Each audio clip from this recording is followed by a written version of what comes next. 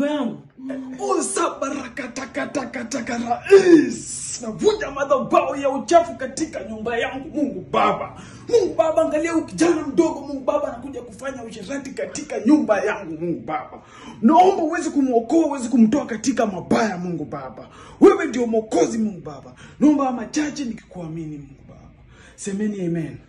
Amen. Kijana, nimekusamehea. Lakini enda kanisani kama watu vijana wenzio wanabadilika, na pia utafute kazi. Wacha kufanya usherati katika nyumba za watu. Tafadhali nakuomba uweze kuondoka. Asante.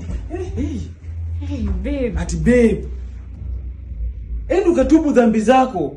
Uweze kubadilika. Wacha kuwa na kubeba tabia ya usherati katika mwili wako.